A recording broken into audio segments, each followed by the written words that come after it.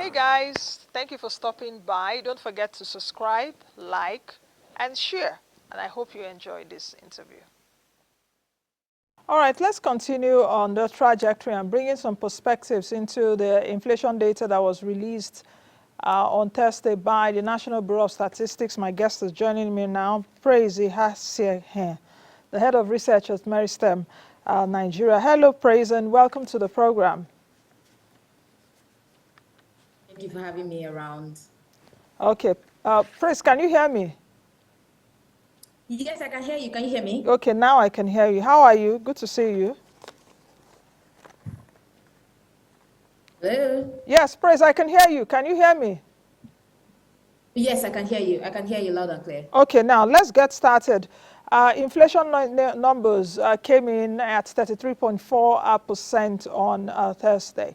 Should we see this as a relief? Really, is it really good news? At the beginning, I said it's not entirely good news. It's not even good news for me because not only that inflation is at a double digit, it's at a high double digit, and reduction in the rates at which inflation climbs is different from reduction in food prices. For those of you that are economists, I'm not one, but you know, so just just explain if this should be seen as a relief.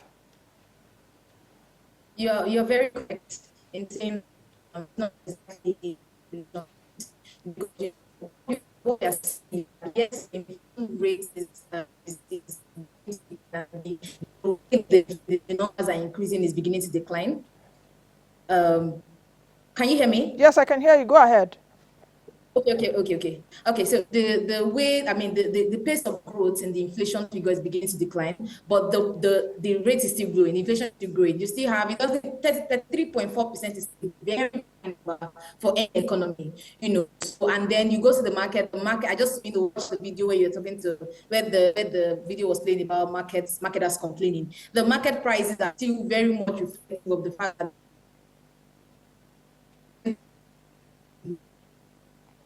Okay, praise the network from your end is really breaking. I don't know why that is. I don't know if we should take a break for you to for you to reconnect. But while you try to reconnect, okay, let's take a break for just a quick 1 minute and see if we can reconnect with you. This is Moneyline with Nancy. I am Nancy. Does that mean that when there's a new government, the people managing perhaps the economy or any sector should now be agitated that there's a new sheriff in town and all of us will be asked to go? Well, it depends on how you look at it. And great question, by the way. It's a great question, Nancy. Thank you. Thank you very much, Nancy. It's a good question. The school does not teach us about money, and this is money line. So we are the one that teaches people what financial education really is. A lot of things that we need to address in this country, and one of those things definitely is corruption. Let me start by commending you for what you've been doing for years. As I said, I've been following your show for almost 10 years now. Well, thank you for the opportunity to help me to come to this great program. Be the best you can be and be the change that you want to see.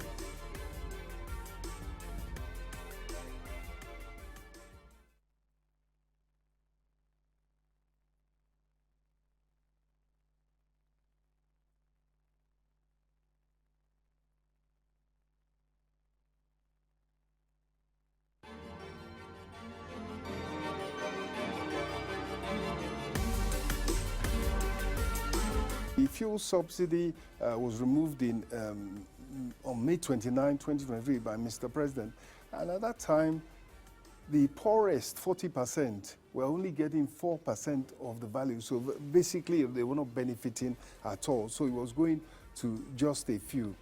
The other point I think is important to make is that nobody knows the consumption in Nigeria of petroleum. We know we spend $600 million every month on importation. The issue here is that all the neighboring countries are benefiting. So we're buying not just for Nigeria, we're buying for the countries to the east, almost as far as Central Africa. We're buying for countries to the north, and we're definitely buying for countries to the west. And so we have to ask ourselves as Nigerians, how long do we want to do that for? I think that's the key issue. Secondly, do you think that the Central Bank of Nigeria perhaps is also over-regulating the banks? Are we under Cardoso being a bit over-regulated, or is just fair? You know, because I've spoken to the CBN governor, you know, even at the MPC, he maintains this stance of this orthodox, no, we are here for serious business, put on his jacket tight and all of that. All right, now for me, the CBN has announced that we are going orthodox, and everything they've done till date has been in that direction, which means we do what we are supposed to do, let other stakeholders in the system do their own, fiscal authorities, and then the banks and other financial institutions within this space that will regulate. So if everybody does its own bit, certainly we should have a stronger banking system that will support an economy that can grow strongly but also inclusively. And that is what connects to what you remarked on earlier on, that the importance of SMEs and agriculture is fundamental to the growth envisaged for Nigeria. Then, of course, two other things that are looked at internationally, and that is the support for women-led businesses and also for youth-led businesses. Those four are critical. If you want to grow the economy inclusively, that will change the narrative of the economy. For the fact that even women, we are better borrowers. Indeed. Statistically. The data is there to support that. Yes, the data is there, so I'm not just saying it because I'm a woman. I think, there's so many headwinds we're facing in Nigeria. And obviously, it's not only Nigeria alone. I mean, if you look at the US, it's the same thing that is happening in the UK. Cost of living, even though theirs is coming down a bit, inflation also is being tamed in Nigeria. At least you can see what the CPN is doing. And inflation, even though it's going up, but it's going up at a decreasing rate. So what that tells me is that those policies they put in place, are working, but it's going to take time. But the question is, how much time, are we willing to give to this government? And people need to see signs that this government actually means business. I spoke about transparency. I think the biggest challenge that people cannot, relate with is that government speaks about the need for us to tighten our belts.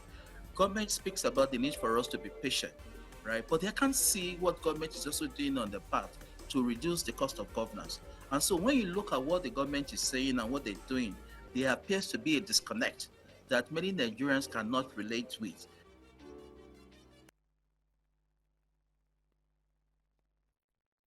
All right, welcome back. Praise is still with me. Praise, please, can you land on your point earlier before the network froze on us? Okay, yes, I was just trying to say that the truth is that like you said, it's not really a point to jubilate and say, oh, inflation is beginning to come down. The 33.4% is still a very high number for any economy, and it's just really a mathematical calculation base. It was largely expected that we would see a reduction in the rates just from the mathematical base of things. The fact that the increase last year was significantly high, so that brought down the pace of increase compared to this year. Okay, let's do this. Okay, I'll come back to that, but let me ask you this question, because we're seeing that food inflation influenced the headline inflation. Did you expect that to show with this current reading, or were you expecting like a lower food inflation for the reading of August that will come out in September? No, we expected it for July. Our Maritime Research actually said that 3.4%. 3.42% for headline inflation and about 39.7% for food inflation. So we largely expected that decline in July. Why because did you?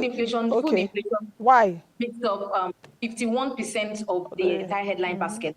It's based on food inflation, and then that expectation of just the mathematical base for food inflation. But then the other bit of it is that for months now, we've been seeing that relative stability in exchange rates, and that has impacted that has impacted the pace of growth that we would have seen typically, if we had continued with the volatility that we're seeing before. So the food prices and all are still increasing, but the pace of growth of those imported food inflation and all that has already declined because of more stable exchange rates and then just the mathematical base of things. So it was largely expected from us.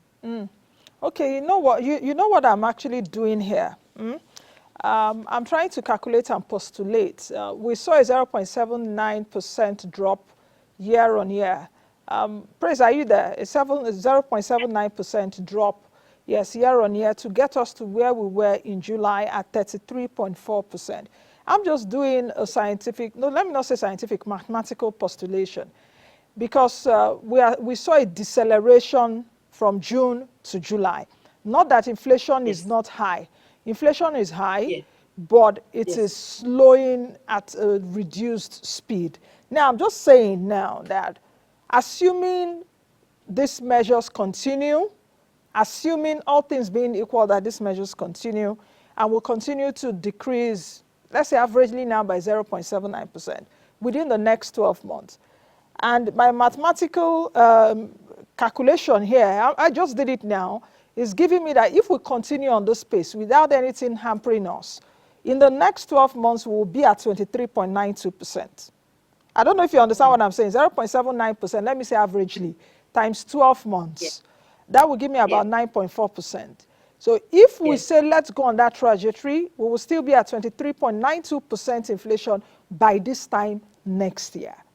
Will that be good news? Because I'm hearing, oh, it's a sign of relief, it's a sign of relief. I'm yet to see in Nigeria, at least in the recent years, at least since 2015, since APC came in, that inflation has really dropped drastically by perhaps 1.5% or 2%. So I'm taking that as my foundation to come up with this, not scientific now, mathematical theory, which I just came up with. I hope you understand what I'm saying, Praise. So, I do. So is that a relief for good news? I hope you get what I'm trying to say. So. Actually, I mean, just like you said, right? If all things continue the way they are going, we continue to see that mathematical based effect, and of course, the relative stability in the exchange rate and other things continue to play in, which it's possible for us to get to 23% by December. But the unknown is that will all things continue the way they are going? I mean, if you ask, do you mean by December this year, December next year? By December next year, December this year. No. If it gets to that means we're enjoying. No, it's not. That is wishful thinking. I don't think it's possible for December this year. Most of us expect. Wow. Okay. Network again. Okay, let's see if we'll try to reconnect with Praise. But while we do that, let's just quickly take you through the markets. Of course, we saw that the local stock market continued its downward trajectory on Thursday. The all-share index is still within the 90,000 point level, precisely at 97,100.36 points there. Year-to-date return is around 29.86%. Market capitalization closed at 55.1 trillion naira. And the downward movement yesterday was largely driven by losses in Owando, Access Corp, and GTCO, which overshadowed gains. We saw that Zenith Bank was also part of, the crew that led the market downside. Market breadth, we saw it remaining negative as we saw 31 stocks in the red as against 14 in the green. Now, if we take a look at the money market, let's just take a quick look at that. System liquidity opened yesterday. The session was at around 18.64%. Open buyback as well as overnight rates declined. Analysts are expecting that rates would hover at similar levels today. For the Treasury bills markets, it was a bullish session on Thursday, while the FGN bond market traded on a calm note. The Eurobond market, we saw some kind of mild bearish sentiment filtering into the Eurobonds market. Now, let's take a look at the currency market, where the Naira depreciated by about 25 basis points to close at 1,564 Naira to $1 at the NAFEM window. That's the Nigerian Autonomous Foreign Exchange market. If we move over to the United States, where stock futures are climbing this Friday morning as investors are looking towards the end of the week, and that has ushered in a recovery rally. Dow Jones Industrial Average stock futures was upside. For European stocks, they were a bit higher to round off a winning week. I think we also saw the UK inflation coming in, if I'm not mistaken. Is it UK inflation or is it UK GDP data? Okay, it's UK inflation. UK inflation came in at an uptick of 2.2% in July. And people were expecting a lower increase, while the economy recorded a 0.6% expansion. So inflation is higher there the expansion for the UK came in at 0.6, inflation at 2.2. While in Asia, the Nikkei 225 in Japan climbed over 3%. So we're seeing that the Asian markets tracking the rally on Wall Street after U.S. economic data eased fears of a recession. Let's check out all prices for today, or as we speak, not actually for today because we're still trading. The closing numbers will come in later. All prices edging lower in Asian trade today. This morning, of course, we saw Brent futures trading at around $80 US, 88 cents a barrel. US WTI fell to about 77 US dollars. Now let's check out yellow metal, which is gold. Gold is inching higher to about 2,455 US dollars, 79 cents an ounce. All right, that's it for the market. Do we have praise now? I hope we have a. Yeah, I'm here. Okay, praise. All right, so continue on your point. Yes, I was just trying to say that, just looking at that mathematical basis, we're just questioning, is this going to be sufficient to hold us till, going forward? It's not going to be sufficient. We need more action. We need, and then there's already the conversation of a lot of agriculture analysts expecting that food harvest for October, November might not be as high as what we typically see because there was adverse rainfall in period, adverse weather conditions, and of course there's also the consideration for the protests that are going on in the northern area. Is it going to make things worse in terms of, because there's been a significant slowdown in the commodities, the food agricultural commodities space all through the time of the protests that we've been seeing in the north. So there's that consideration for the impacts that's going to have. That helps to see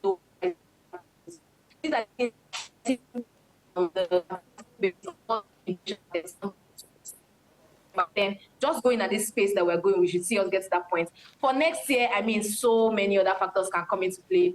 Hopefully, we see the fiscal authority do more to support what the monetary authority is doing in terms of stabilizing the exchange rate, giving us more sustainable FX sources. I know that we're getting, Eurobond. There's conversation of them wanting to raise Eurobond at some point. There's currently the domestic that they had the call for yesterday. And so we're going to see some FX sources from these things, but then we need more sustainable FX sources in terms of revenue that would help the federal government support the exchange rate. And then if we see things continue like in positive light, but then of course there's always the threat of what's going to happen. Anything can happen. Anything can happen, yes. I think praise, we'll leave it at that. The network is not making us have a very fluid conversation, but I hope to talk to you soon. We'll continue to watch this space, especially now with the approval to the customs to be able to implement the food duty import waiver. Let's see if that would impact food inflation perhaps from August down to this year, but bearing in mind that it's just for about 150 or 80 days, about 6 months. But if you take a look at that, that could be an immediate measure. What happens after, that is stopped? Would it actually also make food inflation skyrocket? But these are some of the issues I'll continue to look at in coming days. Thank you, Praise, and have a lovely weekend. Thank you so much for having me. All right, I've been speaking with Praise Ihansekhien, who is the head of research at Meristem, Nigeria. Thank you for watching. In case this is your first time watching us, thank you. Don't forget to subscribe to the YouTube channel, drop your comments as well as like, and most of all, share our content.